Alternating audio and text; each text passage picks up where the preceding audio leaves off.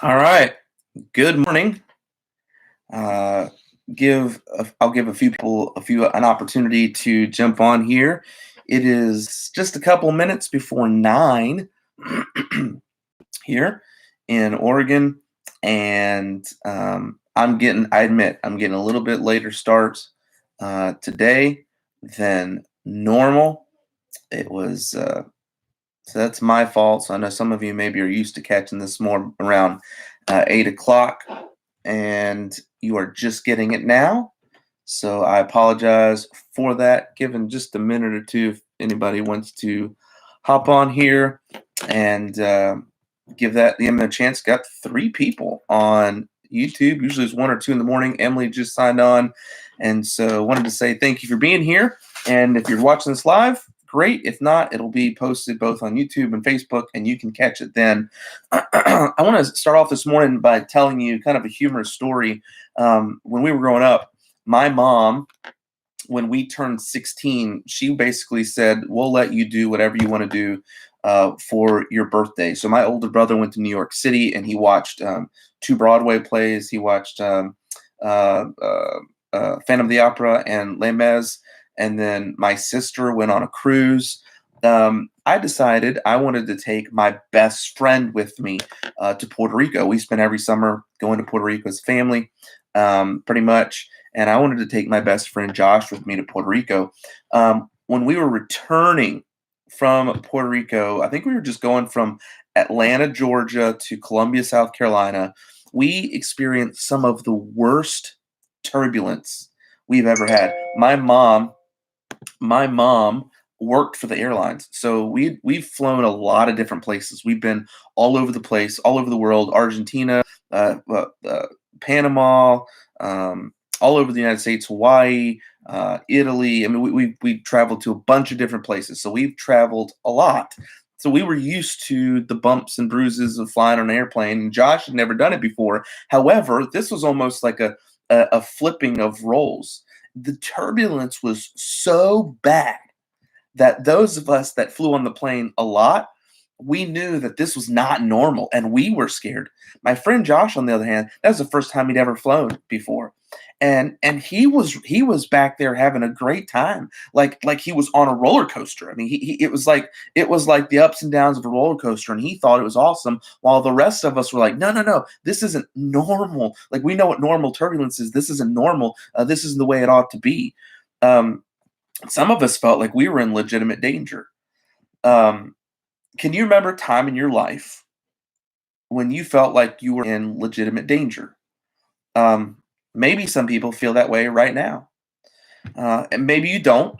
But I want you to understand that there are people out there right now who are worried about their life. There are people that are afraid to go to the grocery store, maybe not even just for themselves, but for other people. And the reason they're afraid is because of an unseen danger that's out there that worries them. And I'm not trying to make light of this at all. But do you realize there's a potential for unseen danger every single day? And I don't want this devotional this morning to sound like a downer, um, but it's just reality.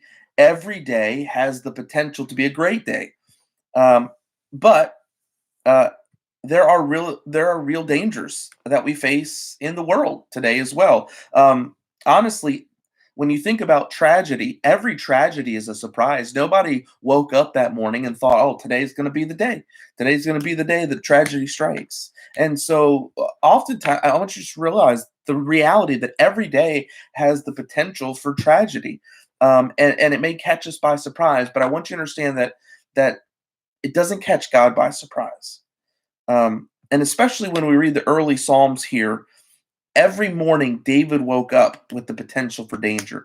Absalom, his son, was hunting him down to kill him and to take his throne.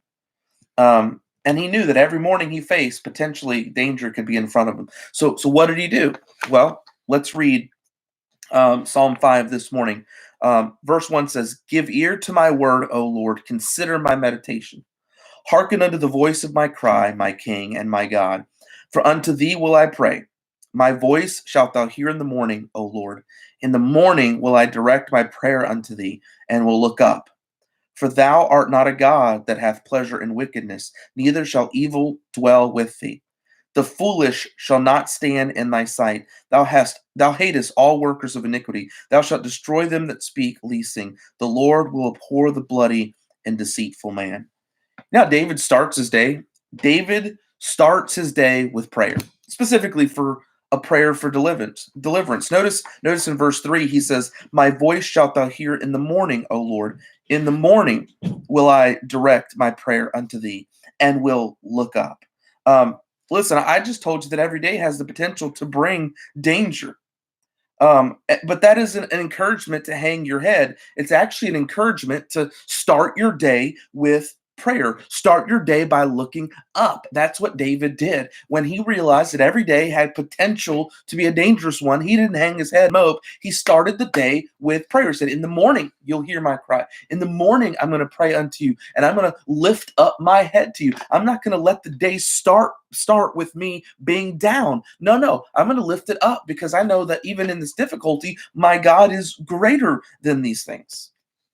Verses 7 through 9 say this. It says, "But as for me, I will come into thy house in the multitude of thy mercies, and in thy fear will I worship toward thy holy temple. Lead me, O Lord, in thy righteousness because of mine enemies. Make thy way straight before my face.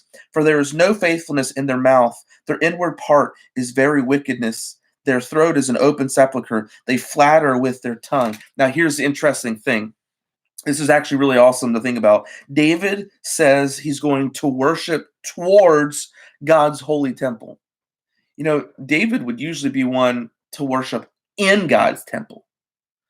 But with the current set of circumstances, he could not be present at the temple to worship. I want you to think about that for a second. David was expressing a desire to worship in the house of the Lord.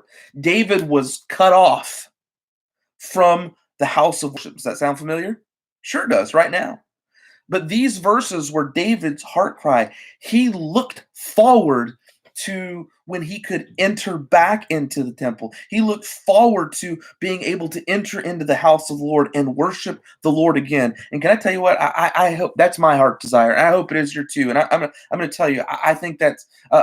I think God has done something awesome for the church in allowing us to reach the world in a way that we've never reached it before through what's currently going on. But I hope none of us lose that desire to meet with our local church, to corporately meet with other people to worship the Lord, to be with your local assembly. And by the way, when that day comes, man, what a great day that's going to be. It's probably going to be the best singing. I can't guarantee it by near the best preaching, but we'll have the best singing and the best fellowship, and it's going to be awesome. And so let me encourage you to keep that longing in your heart and a motivation for you as well. And then verses 10 through 12 say this. It says, "Destroy thou them, O God. Let them fall by their own counsel. Cast them out in the multitude of their transgressions, for they have rebelled against thee. But let all those that put their trust in thee rejoice. Let them ever shout for joy, because thou defendest them. Let them also that love thy name be joyful in thee. For thou, Lord, wilt bless the righteous with favor, wilt thou compass him as with a shield." The last thing David did during these days of potential trouble is he was reminded that everything wrong, one day, God will make right. One day, God will make everything right. And so he said, "You know what? Because of that, I can rejoice. I can have joy. I can be blessed. Why? Because I know that even though everything that's going on right now doesn't make sense to me, I know this much. One day, everything that's wrong, God is going to make right." You want to know how to start a bad day or even a good day or any day? Three things. Start with prayer. Give this day right. If you haven't yet, give this day to God and look up to him. Number two, keep a longing in you to worship him. Worship him throughout the day. Worship him wherever you are. But also keep a longing within you to be with God's people and to worship him together. Maybe call or text your pastor or one of the pastors at your church to be an encouragement to them, or pick up the phone and call somebody in your church that you would normally fellowship with and pray with them, or just share a word of encouragement with them or something that God has taught you, just to stay connected with them. And then this, lastly, number three, never forget one day God will make everything right and you can trust him. Listen, I don't know everything that God is doing right now, but I know this. He is good and he is right. And he will do good and he will do right. And so I want to encourage you from Psalm 5. Start the day with prayer. Keep a heart for worship and never forget God will make everything right. I want to encourage you to join us tonight again as we jump back into our thoughts for the family. And we're going to talk about how to ingrain truth um, into the people that we influence. How we ingrain truth in a world that says there is no absolute truth. So join us tonight for thoughts on the family. Thank you for joining me this morning for 5 minutes or more with Pastor.